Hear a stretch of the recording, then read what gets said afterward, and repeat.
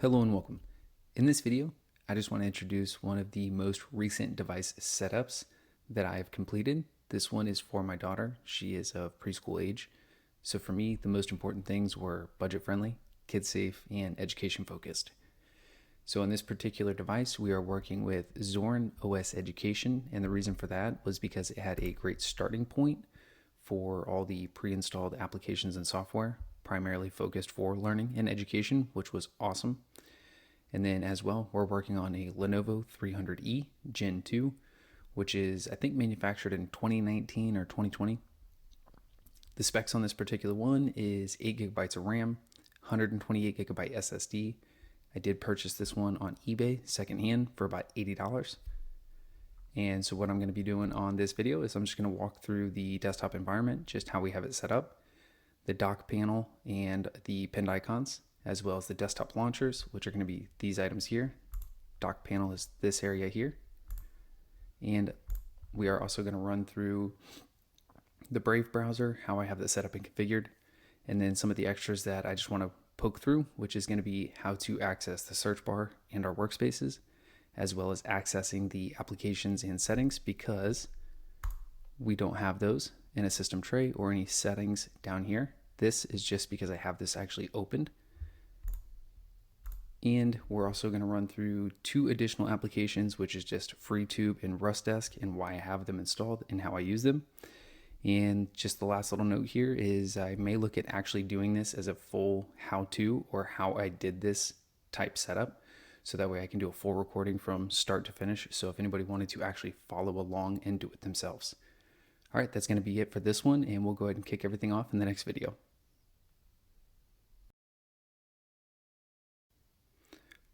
Okay, so in this next part, we're going to go ahead and walk through the actual desktop environment. So like I said, we do have these desktop launchers, or icons if you will. So if we select these, they will open up into the web. So of course we need online access for these particular icons.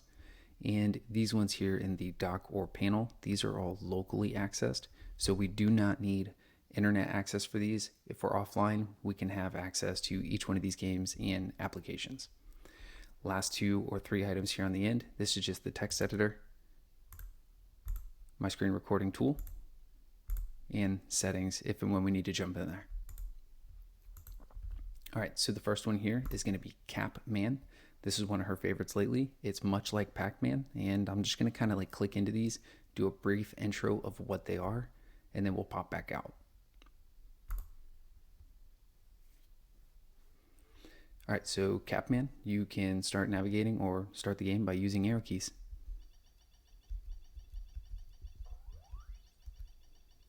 And of course, we can capture the ghosts. And when they come back out, they can catch us as well. All right, Capman. Next one is going to be TextMath.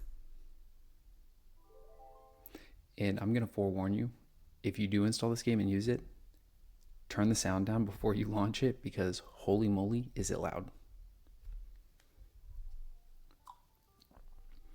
All right, so her favorite one on this one is Play Alone, Math Command Training Academy, number typing. And then you basically just type the number, hit enter, and it'll blast the asteroid. And you'll see the number in the little like mission control panel down there. At the end of the day, what we want to do is protect the igloos that are down here. All right, so you get the gist. All right, this next one here is G-Compris or G-Compris, however you want to pronounce it and however it's pronounced. This one is really cool because it has a bunch of different games. So I'm just going to click through these icons here at the top, and you'll see tons of games in each one. So this one here, some typing, some clicking, some mouse navigation. This one is just like some critical thinking, some STEM games, some matching, mazes, number games, some puzzles, letters and typing. This one is a whole array of different games. So like Mancala, chess, checkers, things like that. And then this one here, this is how you can actually favorite some of these. So you can favorite these with the sun, and they'll come right here in this main dashboard. So we'll power this off. Next one is Potato Guy. And we can basically just drag and drop. So we'll give him a nice little skirt. There we go. But you get the gist. I gotta finish the eyes because it looks funny now. Boom. All right, next one is tux typing. So much like tux math, but of course focused on letters and words. So we typically do comma zap, space cadet, short words. Again, choose preschool. And we just type out the letters. And then of course, same thing. We just want to protect the little bulbs here at the bottom. Anyway, you get the gist. And then we can escape to get out. Again, one more time, and quit. And last but not least is going to be drawing, which more or less, I'm pretty sure it's self-explanatory, but nonetheless, we can come down here, select our colors, and we can come up here and select our tools. So pencil, eraser, highlighter, we'll click pencil and just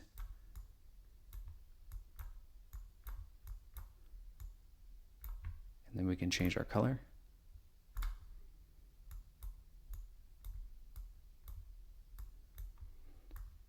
Anyway, you get the gist. Of course, you can save your art projects here. And we'll click out of that. And last but not least, these items here, again, are just the items that I'm currently working with. So in the next one, we'll go ahead and jump through the desktop launchers.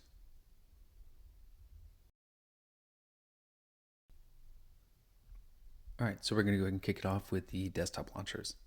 This first one here is Storyline Online. And this one, of course, is going to open up to Storyline Online.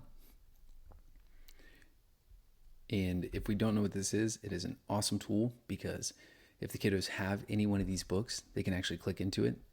It is a live read along, and they can actually read their book while the storyteller is reading along with them. And or, of course, if they don't have any books or the books to match with these, they can actually just sit and enjoy the actual read along session, which is super awesome. As well, you do not need an account for this. It is a free access, but it is kind of like a pay what you can or donation, if you will.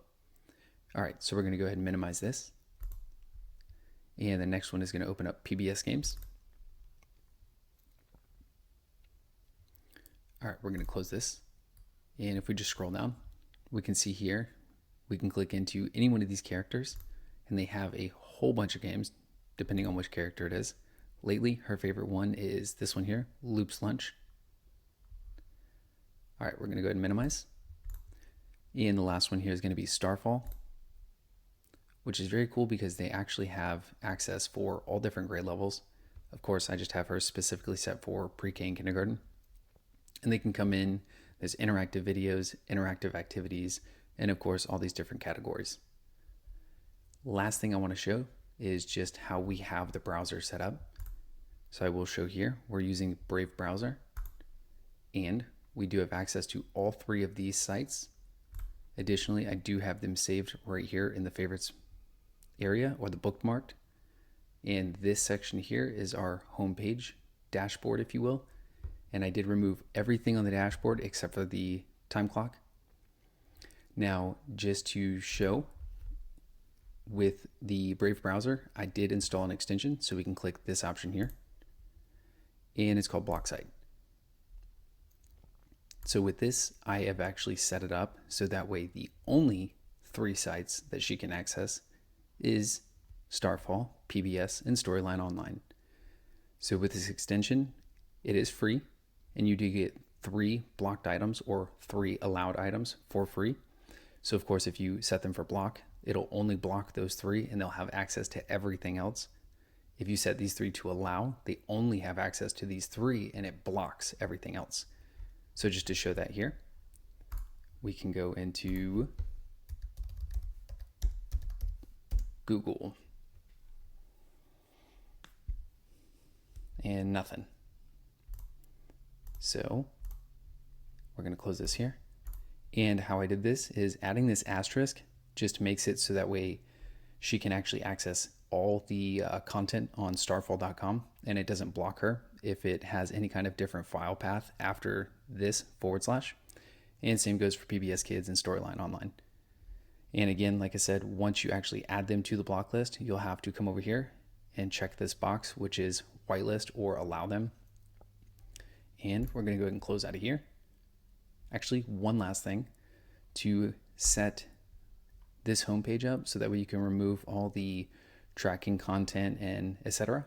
We'll come into menu, scroll down to settings, and from here we can do the get started. We can go to open new tab, and of course we can have the dashboard, and then from here we want to customize. So when we come to customize, we can come in and select our colors. I just did a solid color. Her favorite color is pink. And then of course we can go to Brave Stats, remove those. Top sites, remove those. Brave News, definitely don't want that. And clock, I did actually enable that. Come back into menu and settings. And we're going to go back down to appearance. So there might be some things in here too. So I did remove a lot of items on the toolbar, so that way there's nothing up here for her to click incidentally. And for shields, there are some settings in here that you might want to run through as well that are on by default. And same for privacy and security.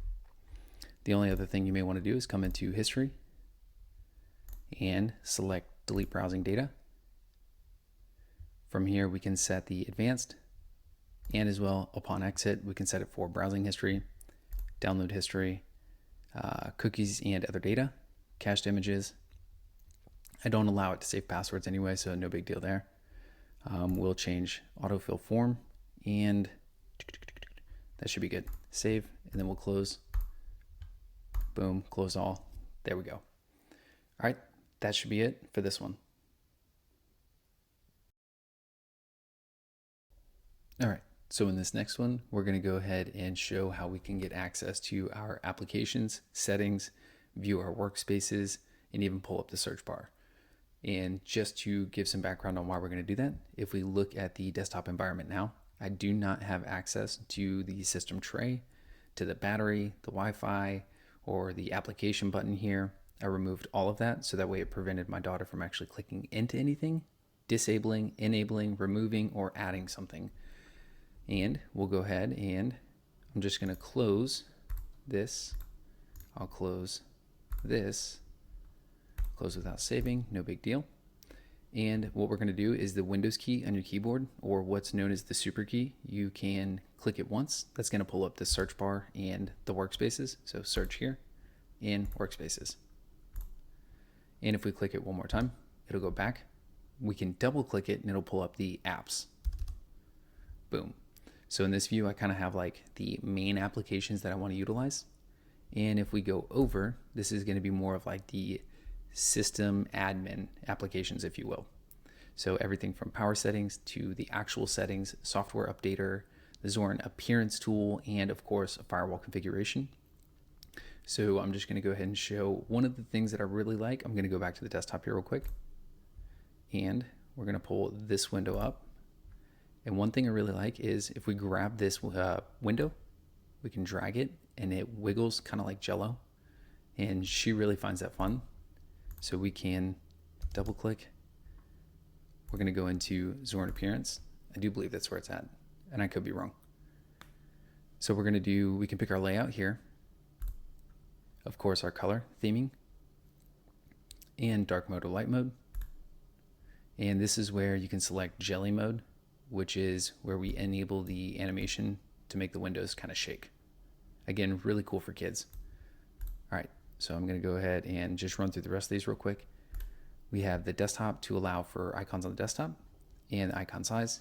We can of course add additional ones, but again, I didn't want her to click into these things incidentally. Then we have windows, interface, and fonts.